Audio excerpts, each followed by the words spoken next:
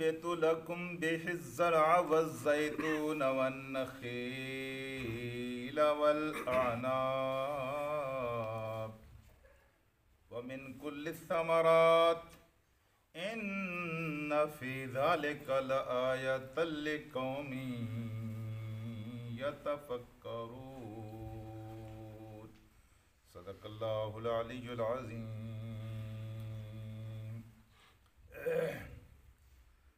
مستری منیر صاحب، آپ نے تو گندم نہیں کاشت کی ہوگی، لیکن رانا خالد صاحب کہیں بیٹھے ہوں گے، انہوں نے تک گندم کاشت کی ہوگی۔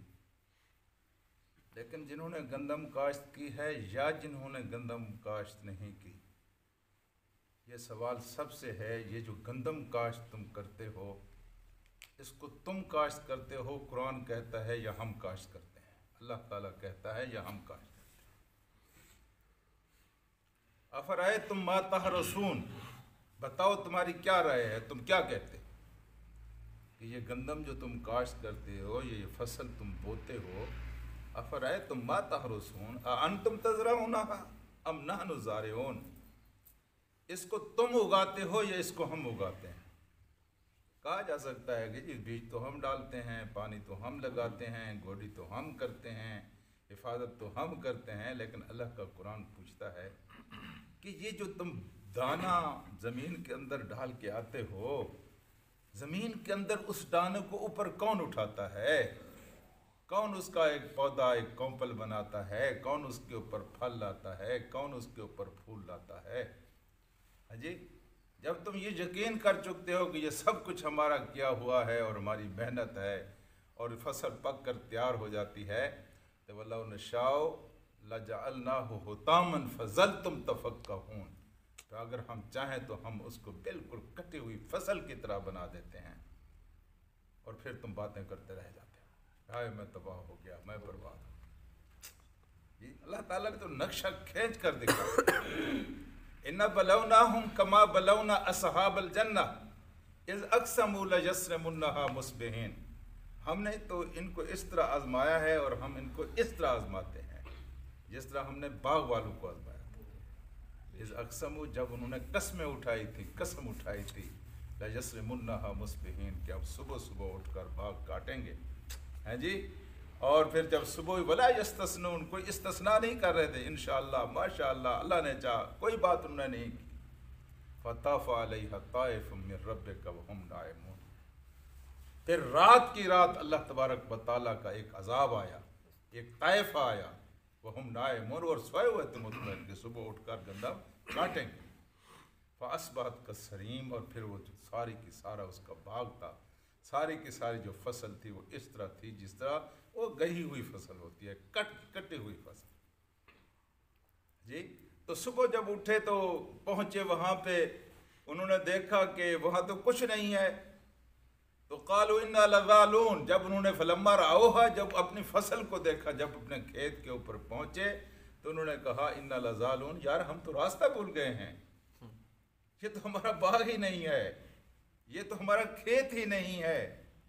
پھر کسی نے کہا، جو ان کا اوسط تھا، اس نے کہا اے نادانو، میں نے تمہیں کہا نہیں تھا کہ تم خدا کا ذکر کرو، اللہ تبارک و تعالیٰ کی تسبیح بیان کرو؟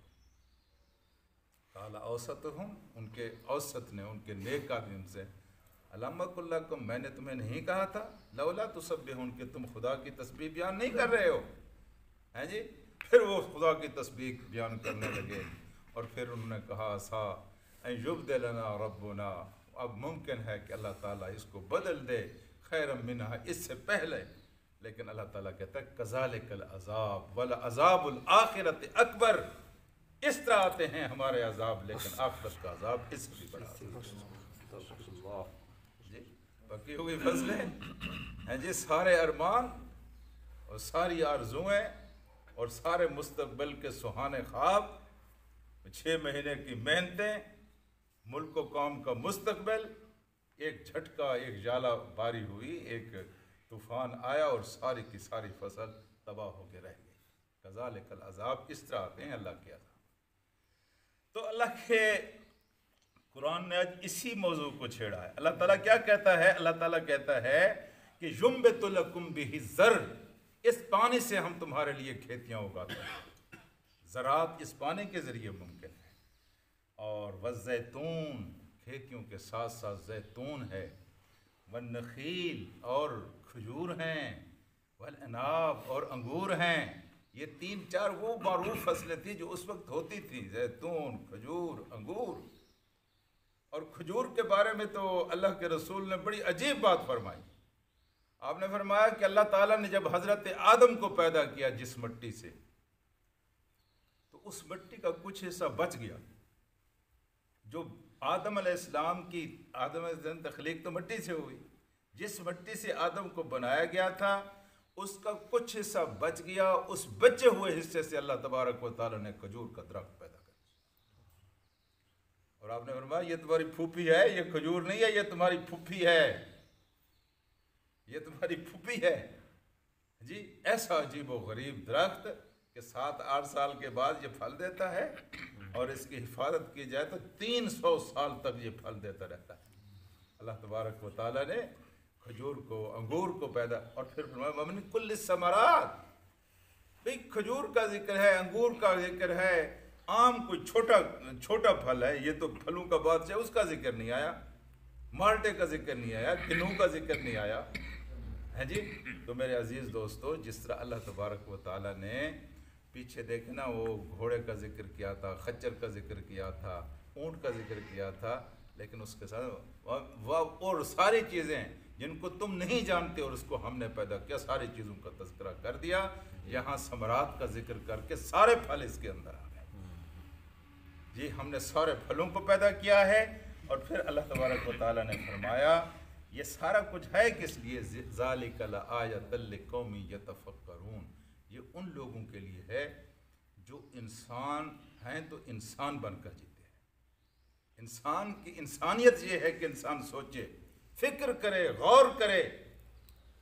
اب گھر میں داخل ہوتے ہیں چھوٹے چھوٹے بچے، لپٹ کر آپ کی ٹانگوں سے کہتے ہیں میرے ابو آ گئے، میرے ابو آ گئے۔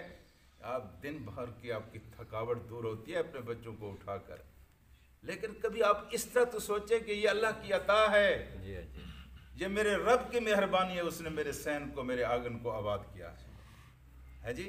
تو جو نعمت ملے اس طرح آپ سوچیں کہ اللہ کی عطا ہے، اللہ نے مہربانی کی ہے۔ جو بھی نعمت، جو بھی راحت، جو بھی کامیابی ملے، میں آپ سے پوچھتا ہوں کہ ایک انسان 20 دفعہ شعوری طور پر اگر اس طرح خدا کو یاد کرتا رہے تو کیا اس کی زندگی میں اللہ تعالیٰ کی عبادت کا رنگ نہیں آئے گا؟ ضرور آئے گا۔ تو یہ عادت بنا لینی چاہیے، اور اس بات کو ذہن میں رکھیں کہ اللہ تعالیٰ نے آپ کو راحت و آرام کے لیے پیدا نہیں کیا ہے۔ یقین فرمایا آپ کو نہ راحت کے لیے پیدا نہ آرام کے لیے، اللہ پاک نے آپ کو امتحان کے لیے پیدا کیا ہے۔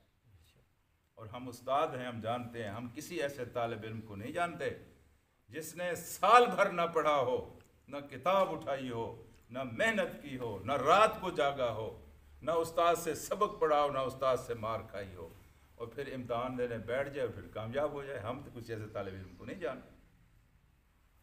اگر آپ امتحان کے لیے ہیں تو محنت کریں، تب کامیابی ملے گی۔